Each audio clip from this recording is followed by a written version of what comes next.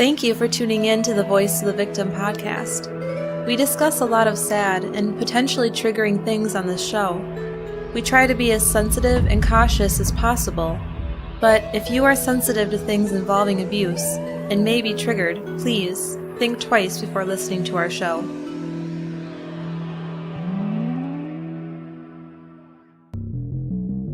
There are over 700,000 sexual offenders in the United States alone. With all the social media these days, how can we protect ourselves and our children from these despicable predators? Welcome to the Voice of the Victim podcast, where we discuss criminal cases that involve some factor of abuse. Our goal is to spread awareness of abuse that could be taking place around any of us and encourage everyone to take responsibility and report if they see a child or an adult being abused. It was January 7th, 2005. Ricky Rodriguez was overwhelmed with the frustrations of his childhood abuse.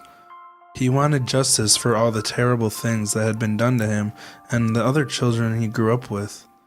He couldn't stand the thought of trying to move on with his life if his birth mother, Karen Zerby, one of the people responsible for his abuse, was still alive. He only had one problem. He had no idea where Karen was. He devised a plan to have his mother's old secretary over to his apartment and get her to tell him the location of his mother. But it didn't exactly go according to plan. The meeting ended with Angela laying on the floor with 5 stab wounds and a slit throat. What was it that Ricky had experienced that filled him with so much rage? Well, welcome to the Voice of the Victim podcast. I'm Rosie. And I'm Ryan. And before we start our show today, we have a few announcements. We want to thank our 2 new patrons this week. First of all, Kimberly, thank you so much for your support. And also thank you to Zerby. We really appreciate your generosity and kindness. Yeah, thank you, Kimberly and Zerby. We appreciate it a lot. Also, we want to let you know that we've just released our second premium Patreon episode for our $2 subscribers. And the topic is, Rosie? Henry Lee Lucas. So if you go join our Patreon now, you'll get 2 bonus episodes you can't get anywhere else. So that's pretty cool. The first one, by the way, was on Jared Fogle, the subway guy. So 2 pretty interesting cases that we've covered over there. Mm-hmm. And also, if you're one of the awesome people that listens to our podcast every week on Apple Podcasts, we want to ask you to please take a minute to leave us a review and let us know why you listen every week. We'd appreciate it so much. Yeah, that would be amazing. So when we left off last week, Sarah had just talked about how she would touch Davidito at nap time. But this same chapter continued on, even more disturbing than before. And before we get started, we want to make sure you know this is part 2. So if you haven't heard part 1 of Ricky Rodriguez, go back and listen to episode 41 first. And also be aware that there's a lot of hard to hear things in this case. So listener beware. Yeah, this is probably not the episode to have the kids listening with in the car. Yes. All right. And again, I'm going to be doing this the way Sarah intended it to be. Yes. Keep in mind, this is not Rosie's demeanor while reading this. This is her pretending to be Sarah. All right. Ready? Let's go.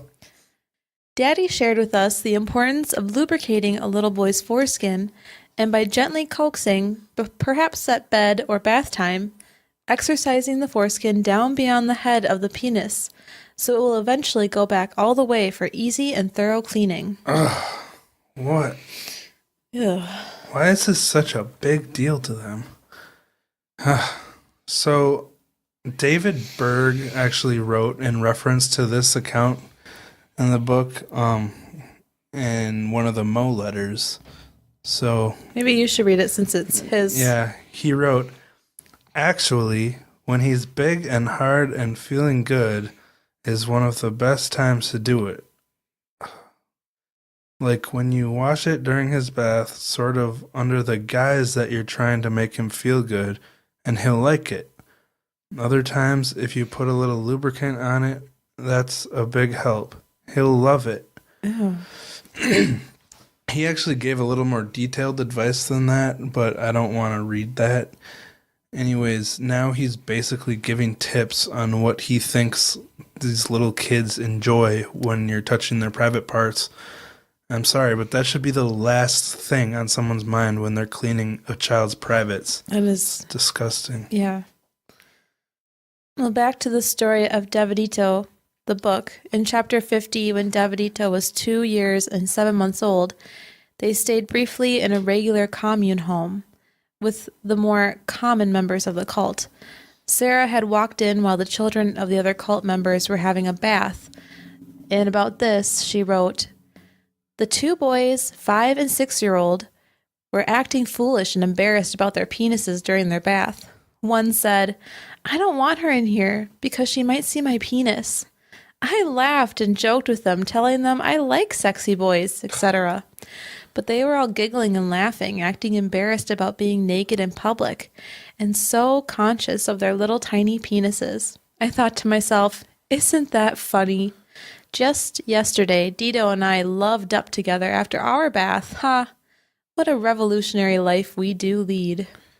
And then under this writing, there was a photo of Sarah and David naked in bed together with her hand on his privates. So Ooh. here are these children that aren't used to the same disgusting ways of life that the inner circle is. They have a more normal response to an adult woman seeing them naked, and she's laughing at it and thinking they're just not as revolutionary as her. What a sick, twisted view of the world that David Berg had imposed upon his inner circle. With this, we see that it wasn't the entire cult that was involved in this pedophilia, but mainly just the inner circle. Mm-hmm. So we don't want to read every passage from this book on our show, but we'll try to summarize the gist behind more of these writings. When Davidito was 2 years and 10 months, Sarah wrote about how he would simulate sex with his stuffed animals, telling one stuffed animal which one they would be sleeping with for the night, except using the more colorful language that David Berg would often use. If one of the stuffed animals would refuse to have sex with the other, Davidito would say, "Oh, you don't want to? Oh, okay, I'll do it." Yeah, this is not quite normal playtime for a kid. I mean, kids are curious, but he's like being taught from. Yeah, and he was literally using the F word. Yeah. Like, oh, you don't want to F this teddy bear? Then I'll do it. It's like really sad. Oh, terrible. Sarah also wrote about when Davida was almost 2 years old, and she would rush into the bathroom where Davidito was going potty and flick his peenie and giggle. Yeah, so they were starting That's weird. Yeah. They were starting to break her as well, Davida, and nurture the same improper desires in her. Apparently, at one point, Davidito was given a Playboy magazine, and when he saw one of the foldouts, he commented, "Oh, she's pretty," and asked if he could put her up on the wall by his bed like Daddy does. So he wasn't even 3 years old at this point, and he was allowed to look at Playboy magazines and hang foldouts on his wall. And then after he did this, Sarah jokingly said, "Ha, a new girlfriend." Not only were they teaching him that sex with kids was normal, but also teaching him to be a womanizer. Yeah, and the sad part is that he probably was just doing it because his dad did, and he wasn't thinking of it in a sexual way, like mimicking his adult parent. Yeah. Later on the same night that he was looking at the Playboy magazine, he asked to take a picture of Sarah naked on the bed. So she posed behind him on the bed, and her husband, Alfred, helped him aim the camera. This picture was in the book of Davidito, right under the entry about the Playboy magazine. Yeah. So I don't even need to say anything about that. Mm-mm. After this, she had another entry. Daddy told me he wants Davidito to have all the love that he ever needed and wanted and didn't get. And thank the Lord we can enjoy sharing real loving up together. It all comes about so sweet and naturally that it makes me wonder what we all must have missed in our own childhoods. It's wonderful to be able to pour into the children all of your dreams come true. Real love, joy, and peace here and hereafter. This is so sad now, knowing how this all played out. She was looking at this as a dream come true for the child. How? Oh my gosh, how? I know. But as we know, it's the beginning of his own personal doom. We're going to read a longer excerpt now, detailing a sharing party with Davidito, and this was when he was only 3 years and 2 months old. Sarah wrote, "One night, after a really good dinner talk by Dad on the importance of sharing and how timidity is really just pride, Dad suggested we have a communion." And that's communion, like cum-union. He set up a place for Maria and Timothy on the floor. We had the couch, and his sister took care of sweet Alfred upstairs. So Davidito just wandered around from one group to the other for a long while. While watching all 4 of us in the living room, he said aloud to try to get our attention, I would like to play with my cars now," as if someone should stop the fun and join him. He did a few favors for Daddy, such as turn off the lights, bring us more wine. Then he went upstairs to watch Elf in action. When Dito had ever seen me with Daddy before, he'd always act very jealous and sometimes naughty. So, hoping to not offend him, Daddy suggested a while later that I'd better go off and find Dito and pay him a little special attention now. And guess where I found him? Sitting on the stairs, peeking down at us. So next he wanted his turn. And as soon as I got into bed, he jumped on me and said, "Sarah, love me." He specifically asked for several swigs of wine and got happy real quick. So we really had a good time. Alf, Tim, and Mommy were outside the door listening to him. "Sarah, now kiss it." And then he began to laugh and laugh. "Oh, it flopped in your nose. Oh, all this hair, so much hair," and was pushing my hair out of his face, but kept asking for more and more love. I asked him if he was in the mood, as Daddy says, to which he asked, "What's in the mood?" I said, "That means when you feel like it." So he answered, "Oh yes, my mood feels it. Ha!" We were all really surprised that he took everything so well, since at first he didn't have a playmate and is usually very jealous about sharing. But he waited his turn and was a real good boy.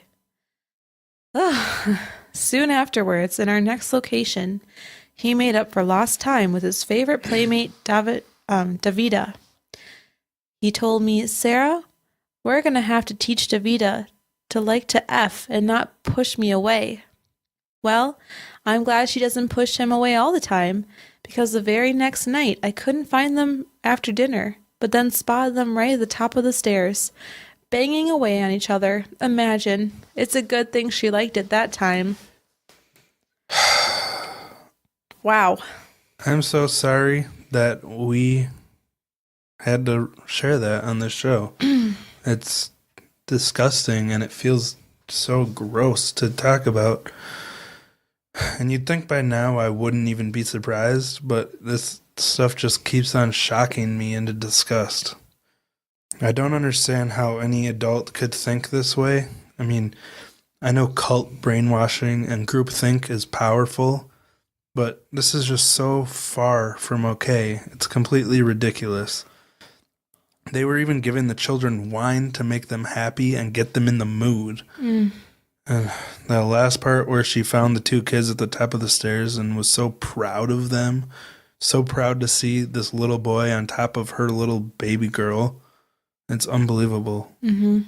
How did you feel while reading that? I felt dirty and gross, but I still think it's important for people to realize what this adult went through as a child.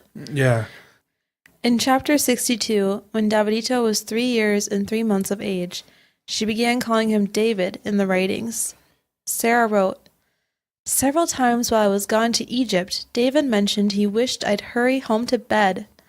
The day upon my return, we had a nice picnic lunch with Alf, right by the riverside near our house. David wanted to bring a blanket and a scented candle so that we could make love, but there were too many people around, so we didn't quite get to the climax. Ha. But it was a real cute idea. He's so precious. How weird is it that Oh my gosh. this picnic is with her husband and then she's having sex with this kid at a park? Yeah, actually, from all the stuff that I've read as Sarah, this is like one of the most frustrating and disturbing ones to me. That a 3-year-old is trying to get the mood right by bringing a candle and a blanket to a picnic. That is so messed up. Yeah. She just keeps glorifying and praising him for wanting to have sex. And to say that they didn't get to climax, so they were still... Like, what? If they were at a park with a lot of people around, they were still doing something? Yeah. Like, what does that mean? I don't know. Here he's just over 3 years old, and she talks to him like her young lover. I mean, it sounds like she's talking about a 20-year-old or something, but 3 years old, it's just disgusting. Insane. All right, to go on. One night, when Alf and the cook were kissing and cuddling on the couch, David came into the bedroom and offered me a glass of wine, then suggested that we together go into the living room to be with Alf. We sat down together and he said very politely that he would prefer to have some apple juice because he's only a little boy. And once served, then we began to love up too. We got undressed and he got real affectionate, trying to do just what Alf did. But when he realized he'd forgotten his toy car, he wanted to go back into our bedroom. So we finished cuddling there. So what really stood out to me about this part is his natural desire to want to be a child with the apple juice and the toy car. And that's all just intermingled with casual sex. Mm-hmm. It just really puts it into perspective. The juxtaposition of the two really make it stand out how messed up this is, because he's in the middle of messing around with this lady and he's like, oh, where's my toy car? That should have been like a trigger to the adults to think this is a little baby. Yeah. Him saying that he forgot his toy car, like that should make you cry. Well, yeah, it should, but these adults were so they loved it. We didn't really talk about this earlier, but when she was giving him wine, he's like a toddler. Yeah. Like we didn't address that, but that's a good point. Especially since he ended up murdering someone. I mean, like we talked about in the Henry Lee Lucas case, when you're alcohol, it has an effect on your frontal lobe and the way your brain develops and works, and can cause damage even as an adult. Mm-hmm. But it's magnified when you're a child having alcohol. So if he had access to wine and stuff like this as a child, who knows how that may have affected his development. Right. I mean, on top of all this messed up crap. Yeah. It's just, there's so much. Everything about this is messed up. I can't think we could pick out one normal thing about this kid's childhood. No. And it's so sad because he turned out to be a good person, like besides the whole wanting to murder somebody, but as we'll talk about later, he really tried to turn his life around even though he was off to such a bad start. Yeah. And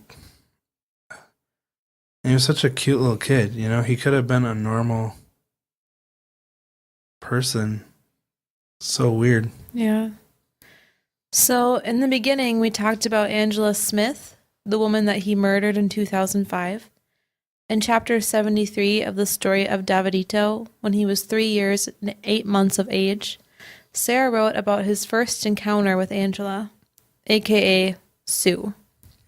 Basically, because they moved around a lot, there were many times where Sarah and Alfred were busy with packing or cleaning, and Angela was was one of the other girls that would keep him busy by doing exactly what you're thinking.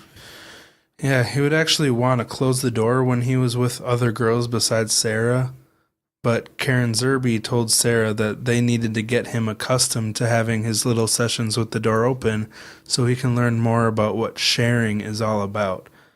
And this is interesting to me because it seemed like he felt shame about being with any other woman besides Sarah.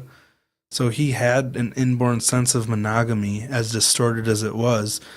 And, I mean, even if it was for the person that was basically his mother, he still didn't feel right about sharing the way they wanted the cult to be. You know?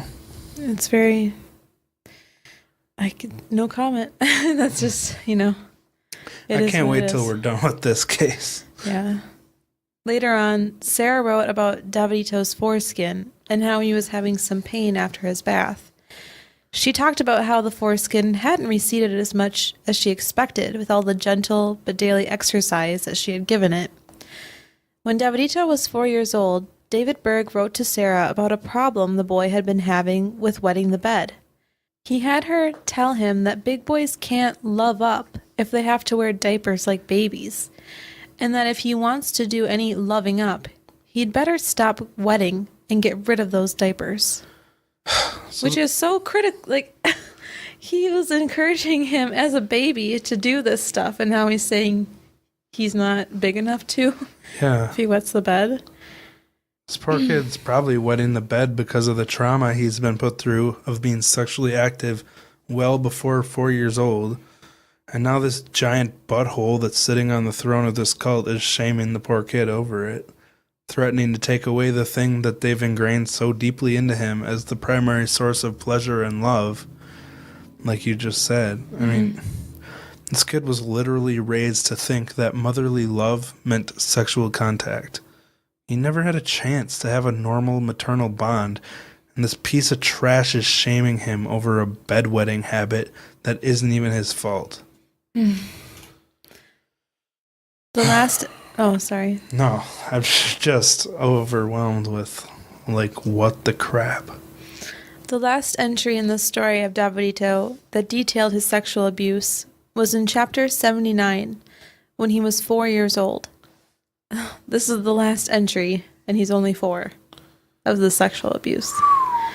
Sarah wrote, "After a good dinner and fellowship, Dad put on his cologne, combed his beautiful hair, then graciously leaves the table and offers his hand to lovely Maria or one of the girls, starting off the evening with a slow number to the instrumental music that was playing during dinner. It didn't take long before everyone would join in. The girls usually dressed in pretty nighties that'd soon be shed once we all got hoppin'." So, I don't know if you've seen David Berg, but he did not have beautiful hair or beautiful anything. Proof that Sarah was completely brainwashed. And so, after this, it continues to talk about Davidito getting really jealous. David usually wanted to stay and watch, but he never liked what he saw, having to share his pretty mommy or me or even Alfred with others. So even if other sweet helpers would take care of the children or take the children to the kitchen a while for a snack, etc., I'd eventually just take them to bed in a private lovin' upstairs. So, this is finally the end of all this trash that we're going to share on the show, but this is a really difficult story to get through, detailing what life was like in the inner circle of David Berg and what Ricky Rodriguez's childhood was like. I can't begin to try to understand how messed up this poor guy was by the time he was 30. And all these details we shared were only up until he was 4 years old, so who knows what other trash he had to endure the rest of the time, you know? Yeah. I mean, this was a pretty big book, right? Yeah. And like I said before, the ending entry was at his age. I can't even talk. His age is only 4 at the end. And this book was filled to the brim with sexual encounters. And we're on what, like chapter 61 or something? There was so many chapters in this book. It wasn't a little book. Mm-hmm. and also full of disgusting child porn and pictures of naked adults with naked kids in bed, with the adults' faces drawn over with pencil to protect their identities. It's so disgusting. So, I mean, it's out there if you want to go find it, but hopefully... It is really easy to find, actually. Yeah. A lot easier than I thought. Hopefully these cliff notes are good enough. will be a way to get the... how should I say it? Get the point across? Yeah, to get the point of all the abuse without having to look into it yourself, because it's not easy to look at. But now that we've talked about, we're going to start calling him Ricky again. Now that we've talked about Ricky's childhood, we're going to talk about what we know about his life leading up to the murder. As Ricky grew up, he started to develop a strong, deep-seated resentment towards David Berg and Karen Zerby.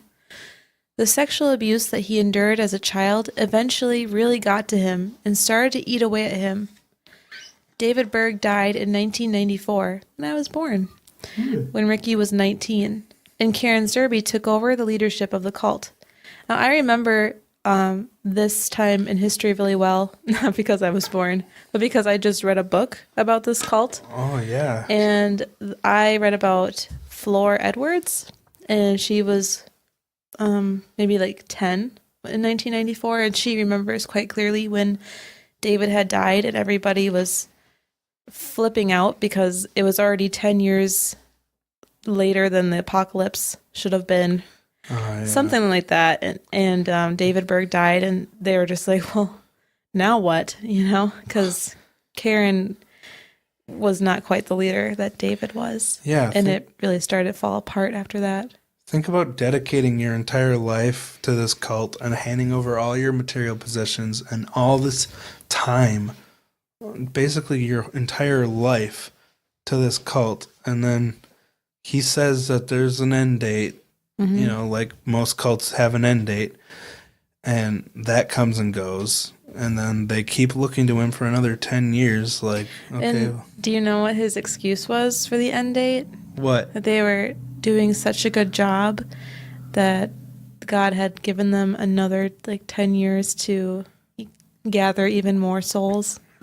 Or something like that. So, yeah, the book was very interesting, and Karen was trying to be much more of a dictator, but it just did not work out for her. Not for Flor and her family that I read about. It really shows how much pride she had, to not be like, well, now that he's gone, I'm just going to let people know this is all BS. And can I grab my book really quick? Because I highlighted some stuff I want to read. So Rosie went and got her book. What's the title of the book? The book is called Apocalypse Child, and it's by Flor Edwards. And she was a child member of this cult. She was born into it. And the little excerpts I'm going to talk about are when they got Mama Maria's newsletter that Father David had died. And when they got it, he had already died several months earlier, but the leadership didn't want to say anything until his annual birthday celebration. So he died 1 year after the projected date of the Great Apocalypse. So that was kind of a big deal. Everybody was flipping out. But once it was known that Karen was going to be the new leader, she ordered everyone to fast and read the new book of instructions. And they were all to finish it before Father David's birthday on February 18th. So they had this new book that was called the Charter that everybody read cover to cover. And the charter dictated that instead of bigger commune homes, they would be functioning as small houses rather than large with intertwined communities. Leadership would no longer have the ultimate decision regarding how they lived their lives. They would be deciding where they would live and who they want to live with. So David pretty much had it figured out exactly where you were going in the whole world. he would just pick you up and throw you to a different country and who you're going to live with. Well, and didn't he also make a schedule for the sharing parties too? Like, I don't know. Flora doesn't talk about that in her book, but okay. She's a kid, so. Yeah. And she never was sexually abused. That was later in the timeline. So she didn't have to worry about that. It was more discipline for her. That's right. But at a certain point, this cult completely stopped abusing children, and they kind of cleaned it up because they didn't want to get shut down. These are the kind of the weird, strict rules that Karen made up. So adults were allowed 1 serving of alcohol per week, either 4 ounces of red wine or 6 ounces of beer. Okay? That was the rule. 16-year-olds were allowed to have sex with 18-year-olds, and 18-year-olds were allowed to have sex with 21-year-olds. But 16-year-olds could not have sex with 21-year-olds. Okay? What? Also, the rules dictating a home would be 4 consenting adults, age of 16 or older.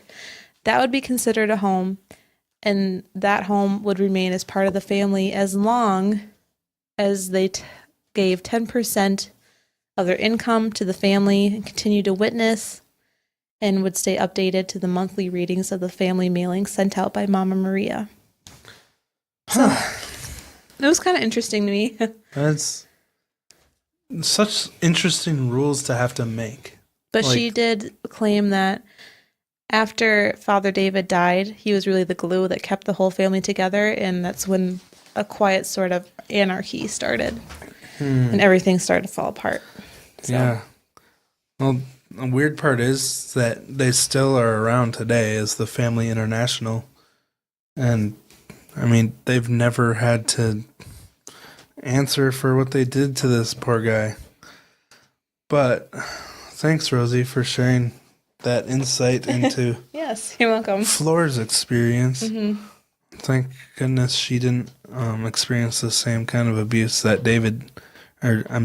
Ricky did. Mm-hmm.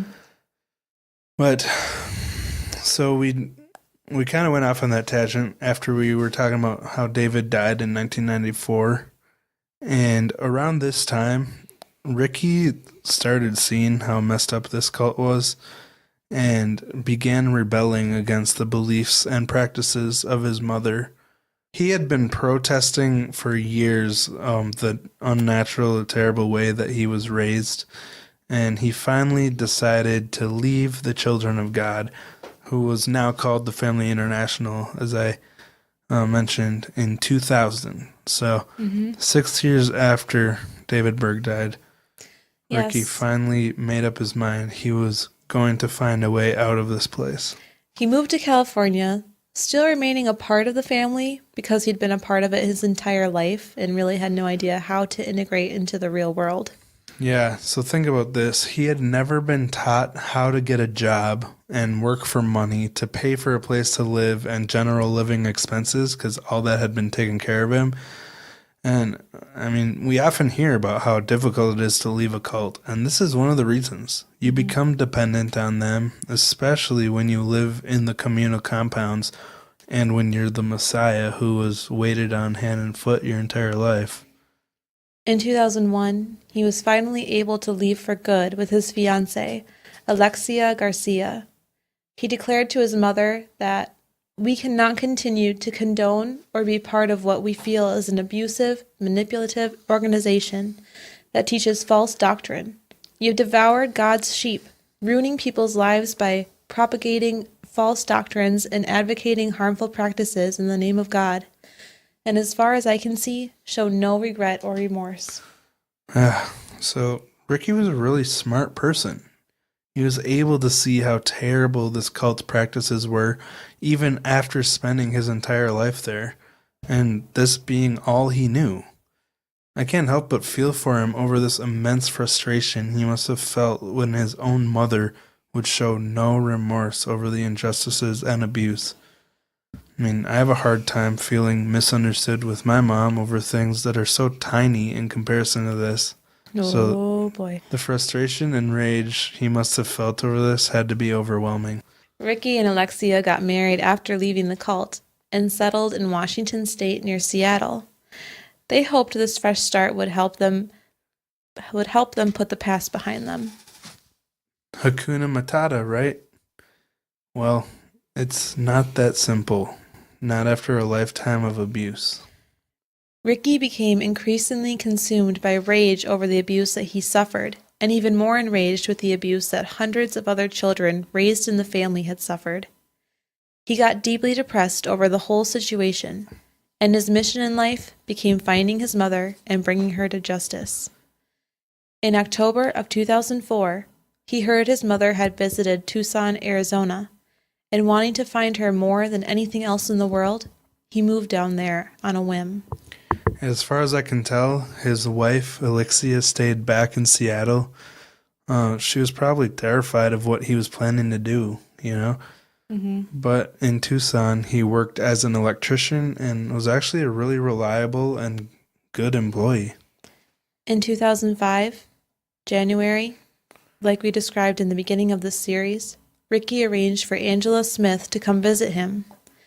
He made a video where he talked about all the injustices he and his peers in the cult had to endure. His focus was actually more on the other children and being kind of a vigilante for them, for the justice of the others. He was willing to sacrifice himself to make the future of the other children better, and in his mind, this was the way to do it. But sadly, it didn't end up the way he wanted it to. Ricky never made it to his mother, and instead ended up killing Angela, as we described last week. Yeah, which, as much as we can't blame Ricky for this, it's still terrible that he took someone's life. Like, someone should never be murdered in any case. Period. You know? Yeah. I mean, I'm sure there's exceptions where you could convince me that the death penalty is probably a good idea, but, like, you know, it's such an extreme thing. And I think that it's better punishment for someone to sit in jail and think about what they did than to just die. Yeah, I go back and forth on that all the time. Oh, I don't know why I'm turning this into talking about the death penalty. I don't either. So, back to Ricky. Now we're going to talk about what happened after he killed Angela. As we described in the beginning, Ricky Rodriguez ended up taking the life of Angela Smith after being unable to find out where his mother was. After he fled his apartment, he jumped into his silver Chevy Cavalier and headed north on is that I-10 or what? Yeah, Interstate 10. Okay. I-10 towards Phoenix. At 7:15 p.m., as he drove, he called his wife Alexia. When she picked up... That's Elixia. You have an interesting accent that makes it sound like Alexia, but it's Elixia. It is it. We want to get her name right because she is one of the victims in this story as well. Oh, yeah, I'm sorry. I thought I was saying it like that, but I think you just have a thick old northern accent. You're a Nord. Hot dish. Okay. That's not even right. All right. Okay. When she picked up, he told her, "Killing somebody is harder than I thought it would be." His voice shook, panicked, and distraught. Yeah, so he obviously wasn't the type of person that enjoyed taking a life, and he most likely would have never become a murderer if not for the horrible things that had been done to him. Ricky told Elixia, right? Yep. Ricky told Elixia how, even as Angela was bleeding out, she still would not acknowledge that she had done anything wrong to him. And not feeling understood is such a frustrating feeling to have. I can't imagine what Ricky was feeling here, but I also can't help but pity Angela because she was sucked into this culty groupthink that really took control of her life. Mm-hmm. There are so many victims in this story, but... Yeah, maybe that just contributes to just how brainwashed she was, that she really, truly believed that she hadn't done anything wrong to him. I know, and I feel bad for Elixia, too, in this... in the interview that we watched, too. Remember how sad she was? Yeah. I just can't imagine getting this phone call from him and him being so distraught and just the concern and terror that she would feel. Mm. Being on the phone and feeling completely helpless. Mm-hmm. After this phone call, Elixia actually called the police to report this murder, but apparently they blew her off, saying he was providing unreliable information. I don't even understand how this scenario could play out where someone would call the police to report a homicide and get brushed off. You'd think that would be investigated within minutes. A little later, Ricky pulled into a rest stop and called his wife again. This time he was crying as he told her, "I don't want to die here. There's too much light. I don't feel comfortable." So Elixia, like I said, must have felt so frustrated and helpless listening to her husband contemplate suicide over the phone from thousands of miles away. Yeah, what torture. I can't even imagine. She's so far away from him. She can't jump in the car and come to his aid. Yeah, and she already tried calling the police and they didn't do anything. Ricky made his way to Blythe, California, sometime after 10 p.m. He checked into a Holiday Inn Express. In room 109, he cleaned himself up, drank some beers, and ate some jerky. But he was too restless to sleep. After midnight, he got back into his car and drove about 3/4 of a mile and parked into the driveway of the Palo Verde Irrigation District office, an industrial area. This area was most likely completely dead between midnight and 2 in the morning when he arrived there because it was an industrial area. His wife never heard from him again. Around 2 a.m., he put his phone down in the center console of his car, picked up his Glock handgun, and shot it right into his right temple. Oof. What a rough end to the life of this person who never really had a chance. He was raised as a sex object and as the messiah of this nasty cult. This would have been an unbelievable amount of pressure to put on a child, just the messiah part alone, but then to sexually abuse him, it's horrible. Mm-hmm. And look what it led to. Sexually abuse him day after day, probably on occasion hour after hour. Yeah, and it hurt him so deeply that was all he could think about in his adult years. Even after he escaped the cult and got a job and integrated into the normal world, all he could think about is how messed up his childhood was and how these people never got punished and never had to pay for hurting all these children like this. Ricky was discovered by a man arriving for work around 7 a.m. The coroner showed up about a quarter to 10. Yes, a quarter to 10 a.m. At 9:49, Ricky's phone rang and Detective Sergeant Wade answered. It was Elixia. Hearing the strange man's voice, she asked, "Is he dead?" Because they were unable to make a positive ID yet, he told her they were simply investigating the death of a male subject. But when she heard this, Elixia lost it and began crying hysterically. So this poor woman not only had her childhood ruined by David Berg's cult, but lost her husband because of the terrible things that they had done to him. She's another huge victim of this disgusting cult, and I personally wonder if Ricky may have been trying to save the world from himself. You know, after seeing all the terrible things David Berg did, and Ricky's childhood was a million times more messed up than David Berg's, whether he was worried he may end up just like his dad, or was just so destroyed over not being able to get the justice that he deserved, either way, he didn't want to live, and it's such a devastating and sad situation. I haven't thought about it that way. That's a good point, Ryan. Thank you. So, this episode really isn't about the children of God, but it's more about the personal story of Ricky Rodriguez, aka Davidito.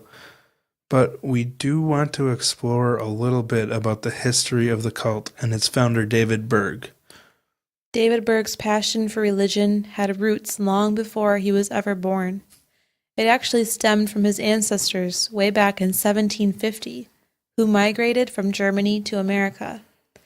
Berg's grandfather was of the Brandt family, who were deeply committed Christians in the Dunkards, which was an offshoot of the Church of the Brethren. David Berg's grandfather, Dr. John Lincoln Brandt, became a Christian in his mid-20s and ended up as a leader of the Disciples of Christ.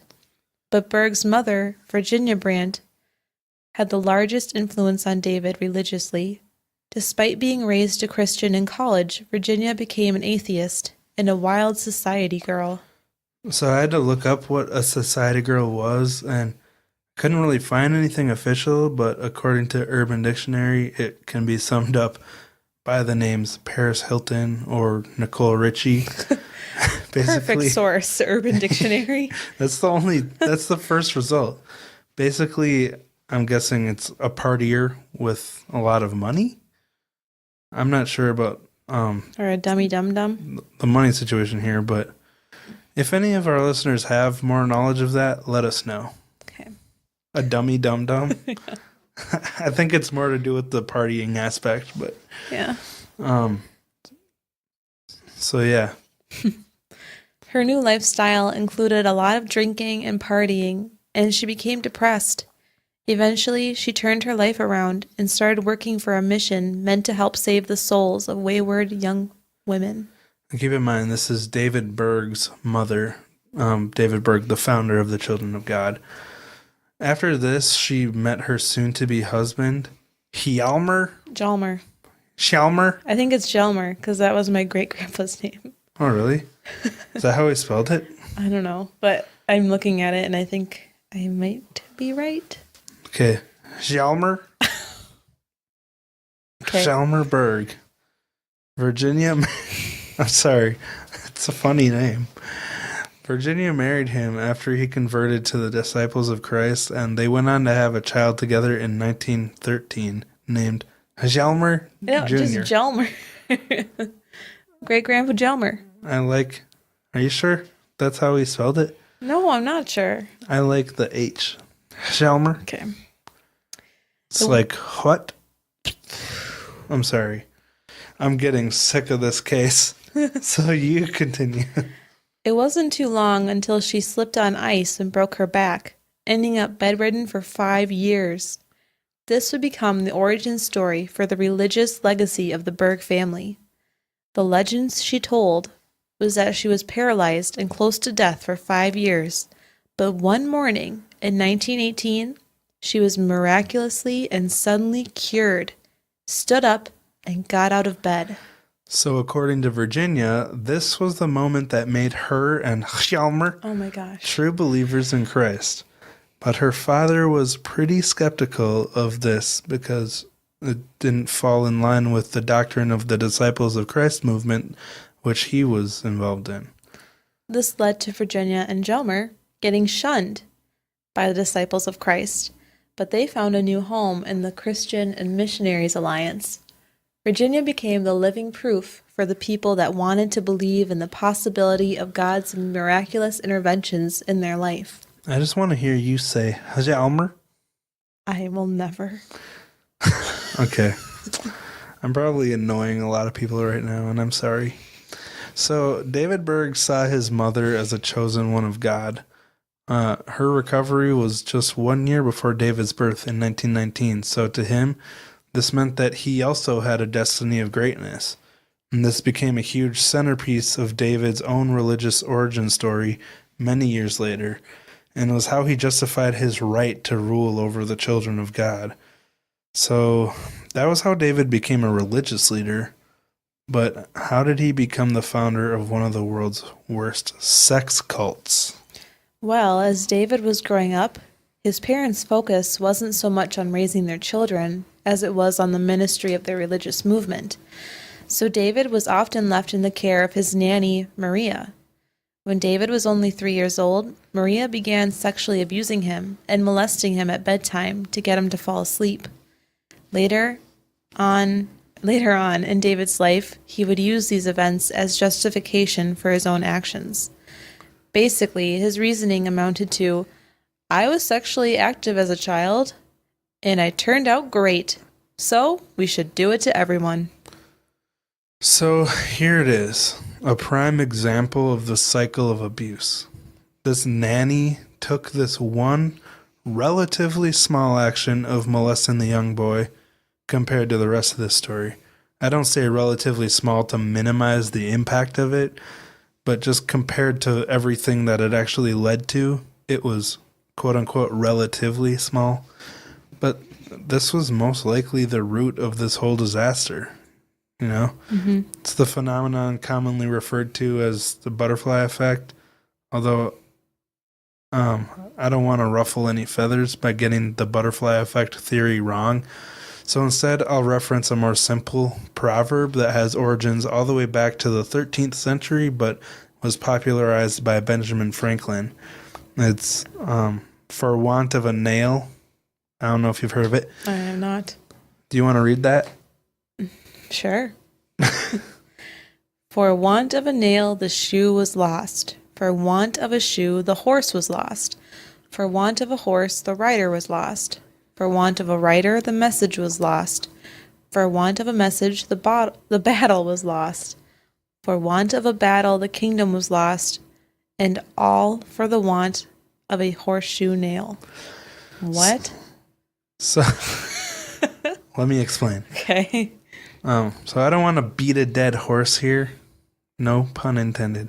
But this cycle of abuse started with his nanny abusing him and led to a cult full of sexual abuse and eventually a murder-suicide. And in other words, one small thing led to... Do you get it? Because they didn't put the nail in the horseshoe, the kingdom was lost? Okay. Yeah. I feel like you're not getting it, but everyone else should probably get it. And... Okay. I know you're tired. I'm just going to go with it. Yep. Mm-hmm. But this is why abuse is so dangerous. And I wish there was more history of this nanny because I wonder if she was abused herself. It's interesting because Karen Zerby, David Berg's wife, was commonly referred to as Maria. And I don't think this is a coincidence. Maria was the name of the nanny that touched him, who he used as justification of touching so many other children. Right. And then he ended up calling his wife Maria. So even if this act didn't directly cause what David Berg did, it was his way of justifying it to many of his members and helping convince them to join in on the nasty activities. So either way, it had an impact on it. And this was actually mentioned in the story of Davidito, one of the same chapter as when Sarah first had straight up intercourse with Ricky. She quoted David Berg and wrote this disturbing passage. All right, here I go. God made children able to enjoy sex, so he must have expected them to. I did. All my life. Thank God I love it. And it didn't hurt me any. Nearly all kids do anyhow, despite prohibitions. And the only reason the system frowns on it is that the churches have taught sex is evil, which is contrary to the Bible. How could God created sexual enjoyment be a sin? The system is really screwed up. God help us. They're the ones, not normal. Yeah. So I've commented on this guy's crap enough on this episode, but just let that thinking sink in. I can't even put into words how messed up this is, but hopefully you already understand what I'm thinking and feeling. It's so enraging and frustrating that this all happened the way it did. Mm-hmm. Sadly, no one was ever prosecuted for the crimes against these children. And this is partially why Ricky Rodriguez felt so incomplete. He could never get any type of justice for what had happened to him. He had to just try to move on and live a normal life, which is pretty difficult for someone who was raised as a messiah in a sex cult. So, we're finally done. And that was one of the worst stories we've ever told, which takes a lot, because we've talked about some really messed up things. But child abuse, murder, and suicide, it's a tragedy. Mm-hmm. But we hope to have been a voice for this poor guy who never got justice. This case really needs as much coverage as it can get because all this information is out there, but no one has ever been held responsible, and it's a disgrace. Mm-hmm. Ricky had to die in vain, and David Berg got to die in peace. How sad is that? And David Berg knew he'd never be held responsible for what he'd done to Ricky and all the hundreds of other abused children. And think they're telling people to use the Book of Davidito as a child raising manual. Yeah. And I wonder how many other children were abused because of that book. Well, there was a decent number, I'm sure. Especially when we watched the interview about those people that were talking at his funeral. Oh, yeah. And one of his friends was talking about all the people that took their own lives. This was at Ricky's funeral? Yeah. And so... Oh, that's right. Several other people have. Yeah. And we also got to see Davida, and man, she's not looking good. She looks real rough. Yeah. She was working as a stripper. She's had a hard time. Yeah. But at least we can drag this monster's name through the mud, David Berg, and be a voice for Ricky. Because, yeah, I don't think we even really need to tell you why. That's at this point? Yeah, by now you probably realize what we mean when we say this guy's a monster. Yeah. But, okay, well, let's purge that from our systems. I can't wait to be done editing this because then I'm never listening to this episode again. Yeah, this one was a rough one. I don't think I want to listen to it either. Yeah. Because I don't want to hear myself say all these things. I know. I started listening to the one from last week and I turned it off halfway through because I was like, I already heard this. I don't need to hear it again. So hopefully we don't scare off our listeners with this one. But and that's why we gave the disclaimer at the beginning, because if it is too much for you, it's okay to turn it off. Yeah. But if you're listening to this, then congratulations. You've made it to the end. It was tough, but at least now we have a better picture of what happened to this guy that ended up murdering an old lady. So, okay. Well, do you have any announcements or things you want to talk about? I don't have many announcements. It's currently Sunday right now. And we just had my brother staying with us for the weekend. Yeah. So I'm just pretty tuckered out. Yeah, a little bit. Yeah. We just saw Aquaman today. I didn't see it. No, me and my brother did. Well, guys, thought I was gonna like it. The octopus playing drums was pretty cool. I don't know. I thought, man, Aquaman is a good-looking piece of meat. But after watching the movie, I'm now like, oh, you're not as cool as I thought. Yeah, and then you came home and I watched like a 15-minute video on why Marvel is better than DC. I never said DC was good. I just wanted to see Aquaman. I've never really had an opinion about either. But being married to you has forced me to like Marvel better. And I do. I would. Everyone likes Marvel better. So anybody who hasn't seen Aquaman, I'm not going to spoil it for you. I don't even remember most of it. I just saw it. I'm curious if, I'm sure there's a large portion of our listeners that couldn't give a crap about comic book movies. If you saw Aquaman, which is completely understandable. Didn't you think that Mira should have been named Ariel? She had the red hair and the blue eyes. A mermaid? Yes, I was like, come on, we might as well just go with the theme. Copyrights? I don't know.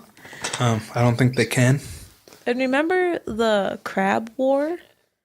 I mean, they were shooting bombs at these giant red crabs. Hey, wait, spoiler alert. No, it wasn't that big of a deal. Oh, okay. And I was like, to my brother, I was like, hey, you think they're shooting off tubs of garlic butter? Yeah, I got a good laugh out of that one. That was really good. Thanks. So that's all I'm going to say about Aquaman. Oh, now I want seafood. Yeah. Okay, well, I have some sad cat news. What? This morning, I was walking to the kitchen and I heard a loud little shriek and realized that I stepped on Burrito's little foot. Oh, yeah. And I felt really bad, and he ran away from me, and then he was scared of me. But I think he's okay. He's fine. I just feel bad. That's good. I hope his foot's okay. Did you feel worse when I, pretended to be him and cry and held him like a baby? Yeah, I deserved it. Mm-hmm. Shame. Anyway. He does walk right in front of me all the time. Mm-hmm. Like, every morning, I get out of bed, and he's like... and then he walks in front of my...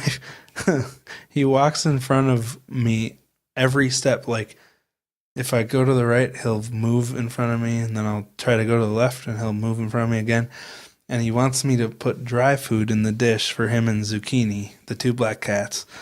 And then after I fill the dishes, he'll look up at me and he'll want me to pick him up and snuggle with him for a bit. And then after 10 seconds of snuggling, then he looks back down at the food and he's like, time to go down. Is that what he says? Yep. Time to go down. I forgot to give the if you don't want to hear us talk about our cats, you can leave now. It's okay. Warning, but all right, we'll wrap it up there. Like we said at the beginning, we have a new Patreon premium exclusive episode out on Rosie. On Patreon? I know, but what's the topic? Oh, Henry Lee Lucas. Yeah, I don't know why I always have you say it, but. And we also got new mugs. Whoop, whoop. Oh, yeah. They're really cool. They're way better than the last round, and I'll tell you why. It's because I made them. Yes, you did. So if you want them, obviously... Did much better job than I did. They're pretty expensive to make right now because we can't buy 100 at a time. So we're selling them for $20 a piece. Let us know if you want one. Yeah, if you are interested in buying one, first go check out our Instagram page where you can see a picture of it because it's pretty nifty looking. And at this time, we're just doing a DM based through PayPal. And then we'll send them to you. Or if you become a patron, there's a tier where you can get a mug. So, yeah, anyway, that's about it. Yep. You can follow us on Instagram at VOV Podcast. You can follow us on Twitter at VOVPod. And you can email us at VOVpodcast@gmail.com. Yeah, that should wrap it up. All right. Thank you guys so much for listening. Take care of yourselves. Hopefully try to recover from this disgusting episode. And we'll talk to you next week. Yep. Bye.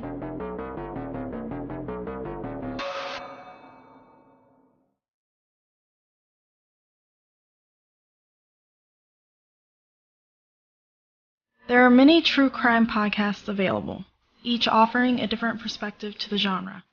Each with their own niche that pulls the listener in by tugging at their heartstrings or their funny bone in one way or another.